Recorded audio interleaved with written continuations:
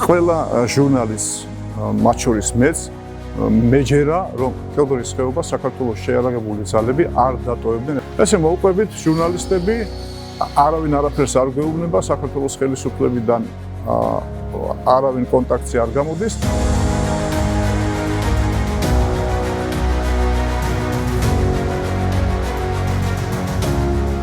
სამხედროები ნანობენ იმას, რომ უსიტყვოდ შეასრულეს ხელმძღვანელობის არასწორი უკანონო ბრძანებები, ან რომ ალამხილეს მათ გვერდით თავიანთი თანამებრძოლეების სამხედრო დანაშაული.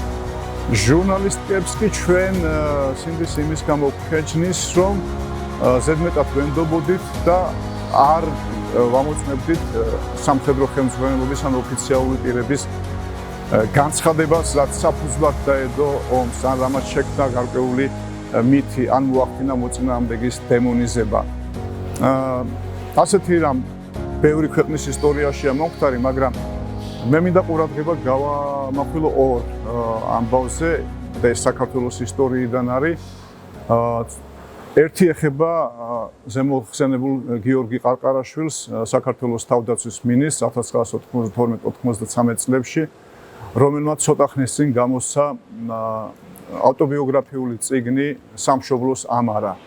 იქ გიორგი ყარყარაშვილი ძალიან პირუთმელად და ობიექტურად ყვება ბევრ რამეს და მათ შორის სინანულის გზნობით ლაპარაკობს იმაზე, რომ როდესაც ზუგდიდში დაატყვევეს მის მოადგილესთან ქუთათელაძესთან ერთად, მიიყვანეს ერთ-ერთი ზუგდიდელის სახლში, სადაც დიდი ტრაგედია დატრიალებულა.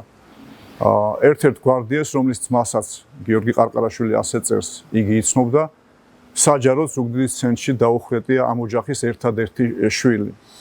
და იგია შეიყვანეს ამ ოჯახში, მე მარტო დარჩენილა ამ ბიჭის სურათთან და აი ესეთ რამეს წერს და ამიტომ მე მოვიმარჯვე ლეპტოპი რომ წაგიკითხოთ ციტატა გია ყარყარაშვილის აი ამ წიგნიდან. რომ შეიძლებოდეს ერთი ცხოვრება წაშალო და ახალი სუფთა ფურცლიდან დაიწყო, სამწუხაროდ ასე არ ხდება. თბილისის ომი იყო ყველაზე დიდი შეცდომა, რომელიც ყველამ უნდა აღიაროს. დანაშაული, რომელიც ყველა მხარემ გულწრფელად უნდა მოინანიოსო, წერს გია ყარყარაშვილი. ასევე ბევრისათვის მოულოდნელი აღიარება გააკეთა საპარლამენტო კომისიის წინაშე გამოსვლის დროს გენერალმა ზაზა გოგავამ, იგი 2008 წლის აგვისტოს ომის დროს იყო საქართველოს შეიარაღებული ძალების გაერთიანებული შტაბის უფროსი. გენერალმა ზაზა გოგავამ პირდაპირ აღიარა, რომ კოდორის ხეობიდან საქართველოს შეიარაღებული ძალების გასვლის წინ მან ვერ მოასწრო და ვერ გააფრთხილა ადგილობრივი სვანი მოსახლეობა, რათა დაეტოვებინათ ეს ტერიტორია მოსალოდნელი საფრთხის წინაშე. აქაც მოვიტან ციტატას, რათა ზუსტი ვიყო, ვერ გავაკეთე, იმიტომ რომ ვერ შევძელი, არის ხანდახან ამბავი, რომ ერთმა კაცმა უნდა აკეთოს და ვერ შევძელი, ამდენი უპასუხა გენერალმა ზაზა გოგავამ საპარლამენტო კომისიის ერთ-ერთი წევრის დასმულ შეკითხვას. კოდორის ხეობა საქართველოს შეიარაღებულმა ძალებმა 2008 წლის 13 აგვისტოს დატოვეს. და მანამდე ყველა ჟურნალისტს, მათ შორის მეც, მეჯერა, რომ კელდორის ხეობა საქართველოს შეიარაღებული ძალები არ დატოვებდნენ, ეს იყო რეალურად ერთადერთი პლაცდარმი ოკუპირებული აფხაზეთის ტერიტორიაზე, რომელსაც საქართველოს შეიარაღებული ძალები 93 წლის სექტემბრის შემდეგ აკონტროლებდა. ის კი არა მახსოვს და მეც ბევრჯერ გამიმეორებია 2006 წლის სექტემბერში კოდორის ხეობაში ჩავიდნენ საქართველოს მაშინდელი პრეზიდენტი მიხეილ სააკაშვილი, პარლამენტის თავმჯდომარე ნინო ბურჯანაძე, ჩაიყვანეს საქართველოს პატრიარქიც ილია მეორე და მაშინ ასეთი განცხადება გაკეთდა, რომ ამ ტერიტორიიდან დაიწყებოდა საქართველოს გამთლიანება. აქაც ციტატას მოვიყვან, რომელიც ზურაბ ნოღაიდელს ეკუთვნის მაშინდელ პრემიერ-მინისტრს. და ჩვენ ამას ვიმეორებდით.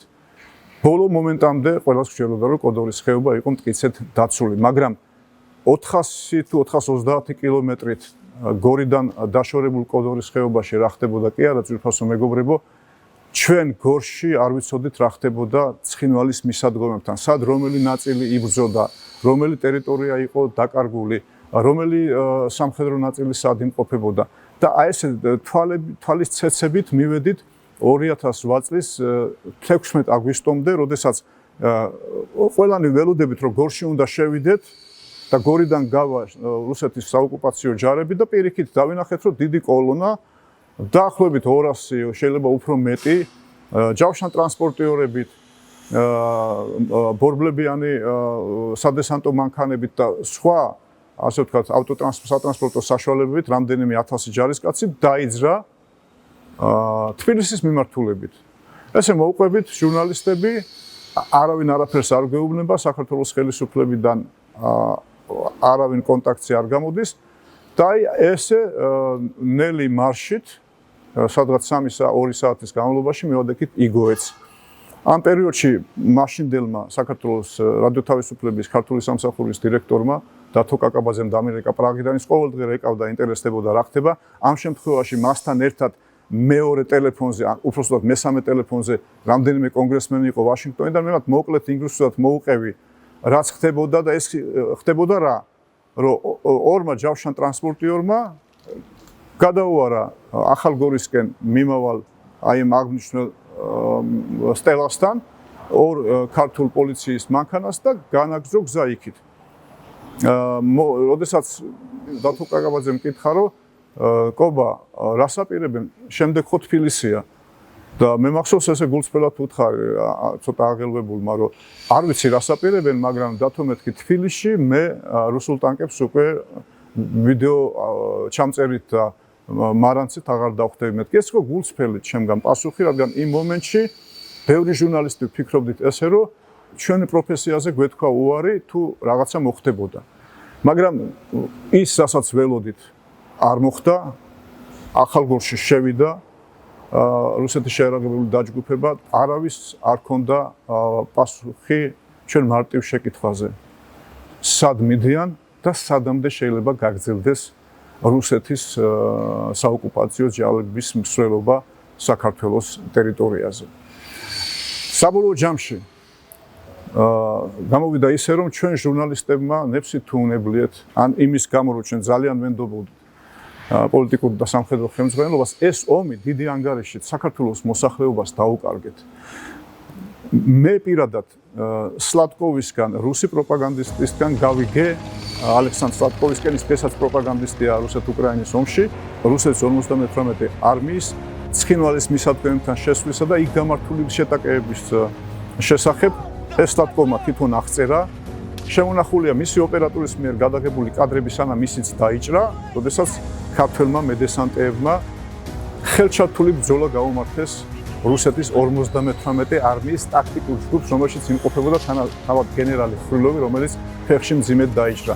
დაიჭრა სლატკოვიც, დაიჭრა მისი ოპერატორიც და სლატკოვმა ეს ამბავი ჩემთან გაიხსენა ამ ომის ერთი წლის თავზე მცირე სატელეფონო ინტერვიუში. ჩვენ მხოლოდ პოსტფაქტუმ გავიგეთ შინძიში ჩვენი 24 ჯარისკაცის თავდადებული ბრძოლის ამბავი. და რომ ყოფილიყო სამხედრო ნაწილს მიმაგრებული, როგორც ემოთქვით, აი ემბედი ან ოპერატორი, ან ფოტოგრაფი, ამაზე ვინმეს ეზრუნა, ეს გმირული ბრძოლების ამბავი საქართველოს მოსახლეობას ქართველი ჟურნალისტებისაგან გვექნებოდა.